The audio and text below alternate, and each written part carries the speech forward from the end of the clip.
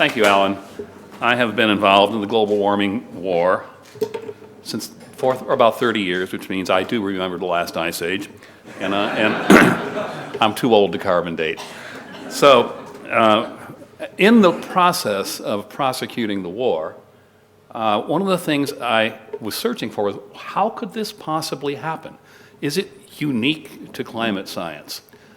Because, climate scientists are no more meretricious than the other scientists, and they're interested in their own self-interest as well as finding the truth, as long as the truth doesn't harm them very much. And so I have sort of generalized from the climate area, and I'm going to be talking about the whole concept of science and the regulatory state. And of course, the leitmotif for my talk is going to be climate change, because that's my area of expertise. So why should we care whether science is trustworthy? Well, number one, the regulatory state, and you can't say we don't live in one of those, claims that its regulations are based in, quote, science. In fact, I think of animal farms. Scientists say pigs need milk and apples. I myself do not like them, but we must have them in order for us to prosecute our work. So the regulatory agencies rely on summary science, and I'll show you what I mean by summary science. So if the science is increasingly unreliable, then the summaries of science are increasingly unreliable, and the policies that we undertake are based upon increasingly biased or incomplete science. Okay, hey, want an example? Here's an example of a summary of science. It's the latest report from the United Nations Intergovernmental Panel on Climate Change. It's bad. This report ignores the fact that it hasn't warmed for now 18 years, kind of just sweeps that under the so-called rug. It predicts warming that is simply not supported by the climate models, and as I get to the end of this talk, I'm going to show you one graphic, one simple graphic that is going to destroy this report in one fell swoop. It's that easy. However, what did it do? It surveyed a very broad literature. It surveyed climate science, and it came up with the usual. This report is no different than the previous ones, which are no different than the previous ones. We are all going to die unless we ship tremendous amounts of money from the producer nations to the non-producer nations. No problem. Now, in the United States, we have similar summary reports. This is what was the basis for our Environmental Protection Agency's endangerment finding from carbon dioxide. The Supreme Court ruled in 2007 that if the EPA found that carbon dioxide endangered human health and welfare, that it must regulate it, presumably to the point of non-endangerment. And we will see that this will play a very important role, this endangerment finding and the court case that was the basis for it, in our little search for the problems that are going on in science today. So, what are some of the problems? One of them is called publication bias. And this is it's been defined many times. Here's one of my favorite definitions from H.H. Dubin in the British Medical Journal in 2005. Publication bias is a well-known phenomenon in which positive results have a better chance of being published, are published earlier, and are published in journals with higher impact factors. Negative results need not apply. It doesn't matter, that fish oils actually really don't extend your life. That report takes 20 years to appear. People take things which in fact are associated with a 40% increase in prostate cancer in males. That would be fish oils, and not just nice prostate cancers, the kinds that are very aggressive. So anyway, what's going on? It's not just climate science. Here's Randy Schekman, 2013 Nobel Prize winner in physiology or medicine. That's not a typo. That's the name of the prize that is given. And the day before he gets the prize, he writes an op-ed in, of all places, the London Guardian.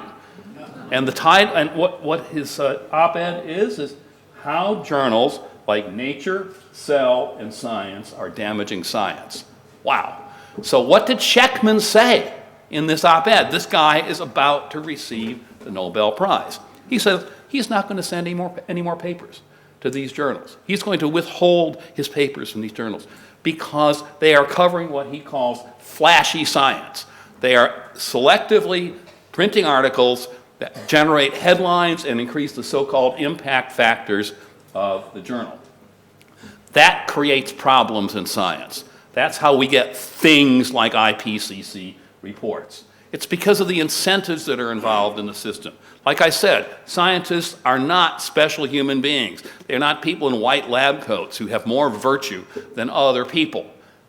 They respond to incentives, and one of them is publication in Nature or Science. Virtually guarantees academic tenure. That's a job for life. By the way, tenure ain't what it's cracked up to be, folks, okay? Tenure is like a 30-member group marriage, forced, unless you want to get out, and it's really hard to get out. And you know how that works. I mean, the problem is if you say something in a relationship that's going to last 30 years and didn't go down real well, it's likely to affect the relationship for the next 30 years. So it doesn't promote freedom of speech. It does not promote diversity of speech. It promotes unity of speech and lack of confrontation, because who wants to be yelled at by 29 other people for 30 years? More importantly than that, more important than the tenure aspect, it will keep you out of what in America we call coach. That's the back section of the plane. Academics will do anything in their power to stay out of coach, and by the way, so will I. Scientists will therefore gravitate toward research topics that will be published in Science and Nature magazine. So they're going to gravitate towards writing the paper, global warming is going to kill billions. And they are not going to gravitate toward writing the paper that global warming is probably going to extend our lives and might actually be a little bit of fun or something like that. So when I first was going after this talk, the first version of this was 18 minutes. That's much more merciful than this one, unfortunately. And I went through the scientific literature of the moment, or the news stories of the moment when I was preparing the talk the first time, and this was in late January of this year. And sure enough, I found just the most wonderful example of flashy bias coming out of Nature magazine the very day I was working on this talk. Apocalypse now, unstoppable man-made climate change will become reality by the end of the decade. Egad! That's only 6 years from now, and could make New York, London, and Paris uninhabitable within 45 years, claims new study. Way to go. And where did this study appear? In Nature magazine. Indeed, I'm reading from the newspaper article. Indeed, the study from the University of Hawaii, published online yesterday in the journal Nature, predicts that even if we utilize all resources to stop and halt our current carbon emissions, the changes are irrevocable and can only be postponed. All things remain the same. New York will begin to experience dramatic life-altering temperatures. Read the headline, New York, London, and Paris uninhabitable within 45 years. Well, even looking at the most lurid climate model that I can find, summer temperatures in the northern mid-Atlantic region, i.e. New York City, might go up about 6 degrees Celsius by the year 2100. 45 years from now, maybe, it might be 4 or something like that. But let's just say they go up 8 degrees Celsius in the summer, because that means what we've done is we have changed the climate of New York to the climate of Miami, doing the New Yorkers the favor of keeping them from having to move to Miami by the time they get to be 60 years old. Gee, what a tragedy that is. Of course, you can apply it in Australia too. It's about the difference between moving from here to somewhere between Sydney and Brisbane. Yeah, I'm sure that it's going to kill us all. And it's, by the way, it's well known in the United States that the further south you live, the sooner you die. And in Australia, the further north you live, of course, the sooner you die too. Everybody knows this. Now, this is all very well and good. My colleagues don't believe in climate science that they are subject to this incentive system. Honest to God, it's true. And it comes from a statement made by some of the most funded climate scientists in my business in response to this court case that I brought up, Mass v. EPA in front of the Supreme Court. They called themselves the climate scientists. And that's how Al Gore would say it. Climate scientists say we're all going to die. But what they really wrote was, outcomes may turn out better than our best current predictions, but it's just as possible that environmental and health damages will be more severe than the best predictions. Now, the difference between me and my so-called friends, and I choose my words carefully, is that I don't treat statements like this as facts. It's not a statement of fact. It's a testable hypothesis. So why don't we test it and see if it's true? All right? Now here's what they're saying is what the literature reflects. Each one of these pieces of colored spaghetti on this graph, this is from the 2007 IPCC report, is about $500 million worth of taxpayer money on some climate modeling program for agency XYZ or ABC or NASA or EPA. And one of the things you notice is the black dotted line in the middle. That's the average warmings predicted by all these models. By the way, this isn't right, okay? This has a life expectancy of about 22 more minutes. Remember that. But you can see that each one of these lines, each one of these models, it actually has an equal probability of being either above or below that mean. So theoretically, the climate literature should therefore have about the same number of papers that say it's going to be hotter than we thought it was, or it's not going to be as hot as we thought it was, or it's going to cause worse things than we thought, or it's going to cause not as bad things as we got. Ha! Just consult the Daily Mail if you believe that.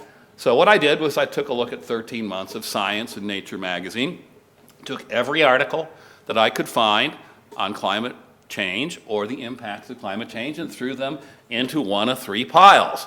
Either it's not as bad as we thought, better, it's worse than we thought, or it's neutral and I can't classify this. I couldn't figure it out from looking at the article. Now the prediction from the climate scientists is that there should be an equal probability of finding an article that's it's worse than we thought or it's not as bad as we thought. How many people believe that silly notion? Well, I mean, you know, I am not very much of a sportsman. I have a hard time tiring of shooting these very big fish in this very small barrel. And so here are the results. There were 115 articles on climate change or its impact. 23 I couldn't tell were neutral. 9 were not as bad as we thought, and 83 were worse than we thought. Now, does anybody have an idea how many times you have to flip a coin 92 times to have a 50% chance of coming up with 9 or fewer heads or tails? Okay, well, it's a real big number. It's the one at the bottom of this bottom. Well, oh, that's not enough. You only looked at Science and Nature for 13 lousy months, Michaels. Okay, so let's look at them for several years. And in fact, let's take a look at more than Science and Nature. Let's take a look at Nature Climate Change. Like, sure, Nature Climate Change is going to publish, you know, the reason that we're publishing this journal is because the problem isn't a problem. I'm sure they're going to do that. Oh, I forgot to tell you, this actually got published. No one read it, but it got published. So then I took a larger selection of Science, Nature, Nature Climate Change, and aggregated them. I'm going to publish this, by the way, in a September Festschrift for S. Fred Singer, who will turn 90 years old in September. And the only thing, I'll tell you how much I like Fred.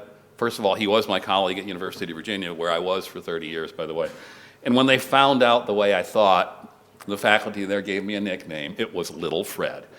Anyway, so here are the probabilities, looking at them kind of the reverse way, that in fact this literature is non-biased. In Science magazine, it's 10 to the minus 13. We aggregate them all up, all these three journals, and it is, yes, 10 to the minus 46. Now, I don't know if you know how big 10 to the minus 46 is, or 10 to the 46th power if you want to inverse it, but there are not 10 to the 46th stars in the universe. Just thought I'd point this out. Okay, so how does this happen? Does anybody want to play the public choice game today? Let's see. You are unfortunately sitting a little bit out in the aisle, so you are now the administrator of NASA, okay? And I am junior senator from Tennessee, and it's the early 1990s. What's your name? Malcolm. Malcolm whom? Oldest. Oldest? Yes. Dr. Oldest, I am the junior senator from Tennessee. And scientists have told me, you, by the way, are the senior administrator for NASA. You're the administrator for NASA. Could NASA effectively use $3 billion more a year to study this problem of climate change? Is it that as important? What do you say?